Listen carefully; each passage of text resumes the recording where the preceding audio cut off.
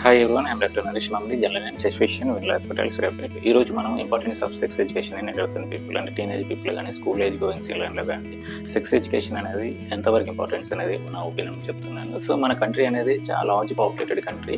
So ప్రతి సంవత్సరం దాదాపుగా 8 మిలియన్స్ వరకు మన కంట్రీ యాడ్ అవుతూ ఉన్నారు జనాభా. దీంట్లో 10 to 19 ఇయర్స్ అంటే అడోలసెంట్ పీపుల్ సో దాదాపుగా 28 to 30 crores ఉండడం. అలాగే young populations complete teenage people 60% వరకు ఉన్న జనాభా అంటే 70 నుండి 75 కోట్ల వరకు ఉండడం. సో ఇది 2037 వరకు ఇలానే ఉంటుంది. సో అప్పటి వరకు మన కంట్రీ డెవలప్ కావాలంటే అవుతుంది. సో తర్వాత ఓల్డ్ ఏజ్ కంట్రీ అంటే జనాల మీద డిపెండ్ అయ్యే వాళ్ళు అంటే పనిచేసే వాళ్ళు తక్కువ డిపెండ్ అయ్యలేకపోవడం వల్ల మనకి 2037 తర్వాత డెవలప్ అనేది అంటే ఓల్డ్ ఏజ్ కంట్రీ లాగా చెప్పుకోవచ్చు.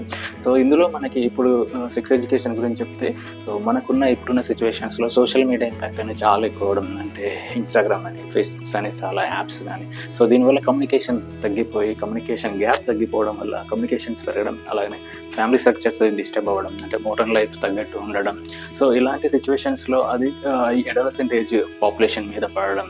సో దాంతో మనకి చాలా వరకు చిన్నపిల్లల్లో సెక్స్ ఎడ్యుకేషన్ అంటే సెక్సువల్ బిహేవియర్ గురించి తెలియకపోవడం, అలాగనే ఈ అడోలసెన్స్ ఏజ్లో ఎక్కువగా ర్యాపిడ్ చేంజ్ అవుతుంటుంది. ఫిజికల్గా అంటే బాడీ ఫిజికల్గా కానీ లేదా మెంటల్గా కానీ సైకోసోషల్గా కానీ ర్యాపిడ్గా చేంజ్ అవుతూ ఉంటుంది ఈ అడోలసెన్స్ ఏజ్లో. అంటే 10 to 19 ఇయర్స్లో మనకి చాలా మార్పులు అనేది మన బాడీలో జరుగుతుంటాయి. సో ఆ మార్పులు తగ్గట్టు మనం కూడా వాళ్ళని ట్రైన్ చేస్తే వాళ్ళకి ఒక గుడ్ లైఫ్ అనేది ఉంటుంది. ఈ సెక్స్ ఎడ్యుకేషన్ అనేది లైఫ్ లాంగ్ ప్రాసెస్. ఒకసారి మనం ఇచ్చేసి అది ఎడ్యుకేషన్ వాళ్ళని ట్రైన్ చేసేసి తర్వాత వాళ్ళు అదే ట్రైన్లో అంటే అదే బిహేవియర్లో అదే యాటిట్యూడ్లో ఉండడం అనేది చాలా ఇంపార్టెంట్. సో అది లేకపోతే మనకి పిల్లలు అడల్సెంట్ ఫీవర్లో గర్ల్స్లో చూస్తే వాళ్ళకి మెన్స్ట్రువల్ లాస్ గురించి కానీ మెన్స్ట్రుయేషన్స్ కానీ అదే మెన్స్ట్రువల్ పెయిన్ గురించి కానీ ఒకవేళ వాళ్ళకి తెలియకపోతే వాళ్ళు స్ట్రెస్ ఫీల్ అవ్వడం, అలాగే గిల్టీగా ఫీల్ అవ్వడం, సో వాళ్ళ పెయిన్ భరించలేకపోవడం.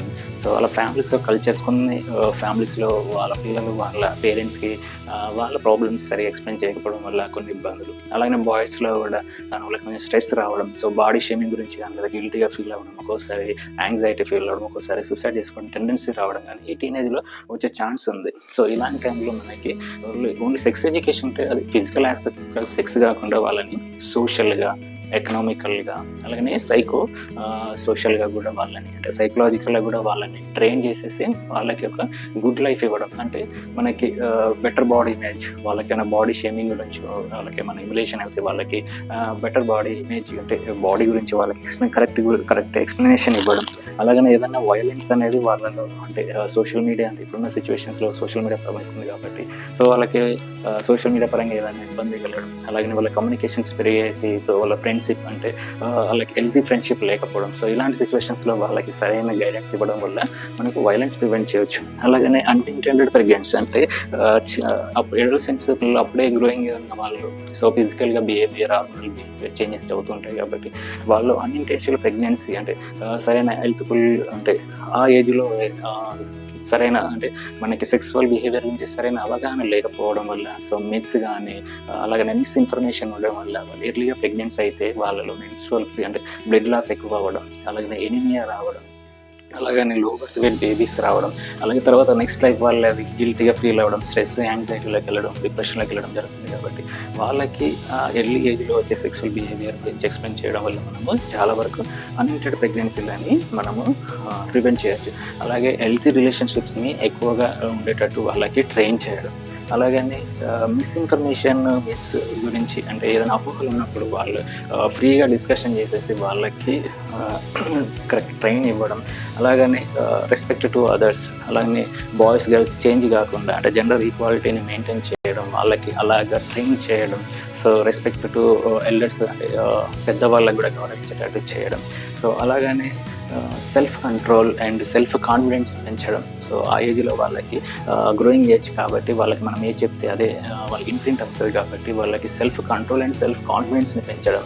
సో అలాగనే ఈ సెక్స్ ఎడ్యుకేషన్ తోటి మనము చాలా వరకు సో ఇక్కడ ఉన్న మన ఇండియాలో చాలా రిచ్ పీపుల్ ఉన్నారు, చాలా పూర్ పీపుల్ ఉన్నారు. సో రిచ్ పీపుల్లో వాళ్ళ మనకి ఎస్టీ అంటే సెక్సువల్ ట్రాన్స్మిటెడ్ డిజీజ్ పెరగడం, హెచ్ఐవి ఎయిడ్స్ లాంటివి పెరగడం, సో ఇలాంటివి వస్తుంటాయి కాబట్టి సో అక్కడ సరైన అవగాహన కల్పించేసి సో ప్రొటెక్టివ్ సెక్సువల్ బిహేవియర్ గురించి వాళ్ళకి ఎక్స్ప్లెయిన్ చేయడం, అలాగనే సైకలాజికల్గా వాళ్ళని కొంచెం గుడ్ బిహేవియర్ తోటి వాళ్ళకి యాటిట్యూడ్ని చేంజ్ చేయడం వల్ల మనకి అక్కడ మనం తగ్గించవచ్చు. అలాగే పూర్ పీపుల్ వాళ్ళకి ఎకానమికల్గా వీక్ అవ్వడం వల్ల సో అక్కడ కూడా కొంతవరకు మనకి ఎస్టీఐలు కానీ లేదా హెచ్ఐవి కానీ పెరుగుతుంటాయి. కాబట్టి అక్కడ కూడా వాళ్ళకి ఎక్స్ప్లెయిన్ చేయడం కానీ ఎకనామికల్గా వాళ్ళకి సపోర్ట్ చేయడం వల్ల మనము ఈ ఎస్టీ అంటే సెక్సువల్ ట్రాన్స్మిట్ డిజీజ్ని, ఎయిడ్స్ లాంటి డిజీజ్ని కూడా మనం ఈ సెక్స్ ఎడ్యుకేషన్ తోటి తగ్గించుకోవచ్చు.